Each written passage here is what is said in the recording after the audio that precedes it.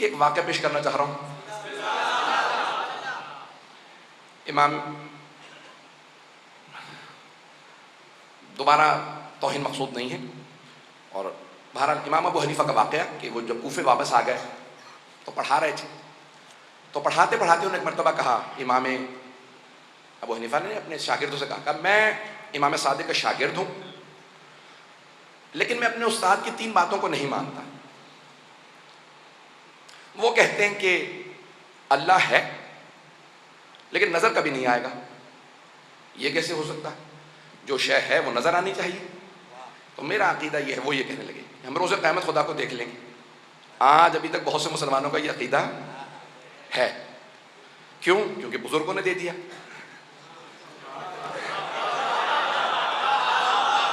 عقیدہ وہی بنائیے گا جو آل محمد کا. ہمارے عقائد پیش کر رہا ہوں آل محمد کے. کوئی کسی کو برا تو نہیں لگ رہا؟ سنیں گے حضرات؟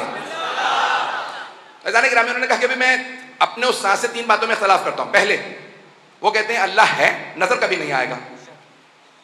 میں کہتا ہوں کہ نہیں، اللہ نظر آ جائے گا، روزہ قیامت ہم سب دیکھ لیں گے. اور انہوں نے آیت پیش کی، وجوہ یومئذ ناظرہ الی ربہا ناظرہ. اس دن چہرے گھبرائے ہوئے ہوں گے اور اپنے رب کو دیکھ رہے ہوں گے. کا قرآن کی آیت ہے کہ لوگ چہرے اللہ کو دیکھ رہے ہوں گے. چھٹے امام سے پوچھا، مولا اس کی تفسیر کیا ہے؟ آیت ہے قرآن کی کہ اس دن چہرے پریشان ہوں گے، اپنے رب کو دیکھ رہے ہوں گے. کہ یہ ظاہری دیکھنا نہیں ہے، کہ یہاں دیکھنے سے مراد یہ ہے کہ اللہ کی رحمت کے منتظر ہوں گے. نہیں پہنچا سکا. آپ بھی کئی مرتبہ اپنے بزرگوں سے کہتے ہیں جب میں پریشان ہوتا ہوں تو میں آپ ہی کی طرف دیکھتا ہوں یعنی میری امیدیں آپ سے ہوتی ہیں. کہ اس دن اللہ کو دیکھ نہیں رہے ہوں گے، اللہ سے امید لگائے بیٹھے ہوں گے، رحمت الہی کو دیکھ. پتہ نہیں لوگ ہیں یا نہیں. کہ اوروں سے نہ سمجھنا، ہم آل محمد سمجھائیں گے. آیتوں کا مفہوم کیا ہے؟ وارث سمجھا سکتا ہے. تو پہلا اعتراض کہ بھئی ہم روزہ قیامت اللہ کو دیکھ لیں گے. دوسرا اعتراض انہوں نے کیا، انہوں نے کہا کہ امام صادق علیہ السلام فرماتے ہیں کہ ہم اپنے افعال کے ذمہ دار خود ہی ہیں. ہم نیکی کریں تو ہمیں ثواب ملے گا، برائی کریں گناہ کریں تو عذاب ملے گا. یہ کیا بات ہوئی؟ ان اللہ علی کل شیء قدیر، قرآن کی آیت ہے. ہر چیز پہ وہ بھی آیت ہی پیش کر رہے ہیں. اللہ فرما رہا ہے کہ وہ ہر چیز پہ قدرت رکھتا ہے. جب وہ ہر چیز پہ قدرت رکھتا ہے تو جب میں گناہ کر رہا تھا مجھے روک سکتا تھا. اس نے مجھے قتل سے نہیں روکا، اس کا مطلب ہے وہ چاہتا تھا میں قتل کر دوں. تو اللہ چاہتا تھا اس لیے میں نے گناہ کیا. اب میں اپنے افعال کا ذمہ دار نہیں. بات واضح ہو رہی ہے؟ یہ خاموشی توجہ کی علامت ہے یا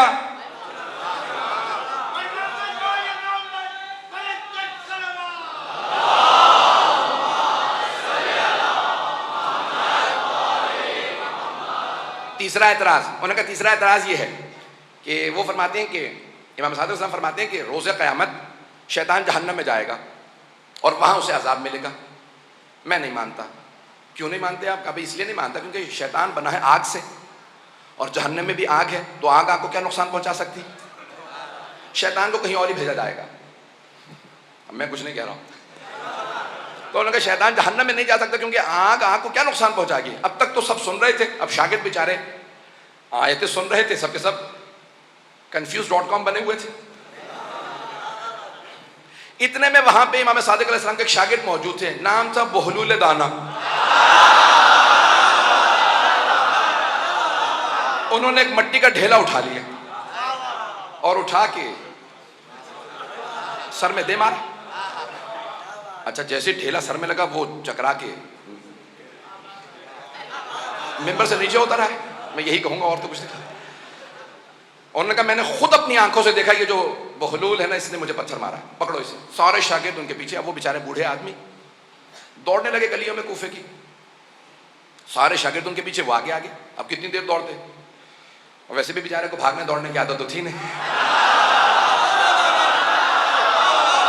لوگ ہیں نہیں، بات پہنچ رہی ہے.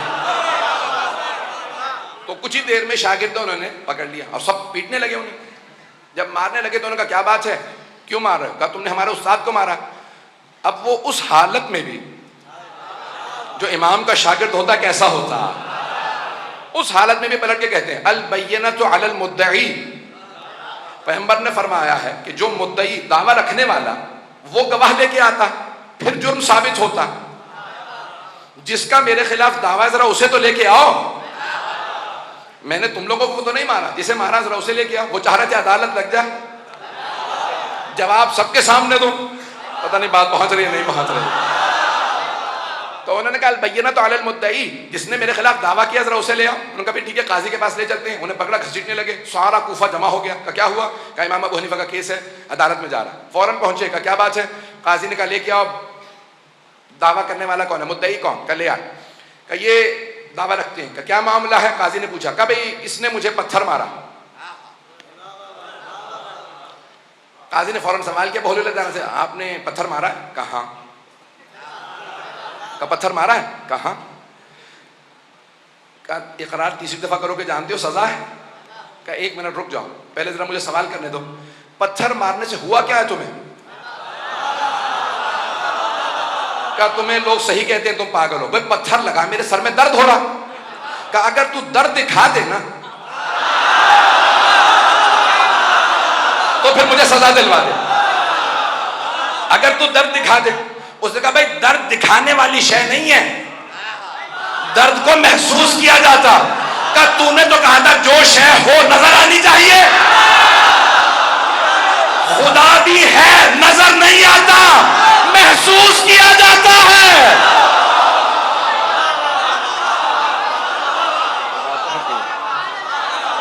بات پہنچ گئی.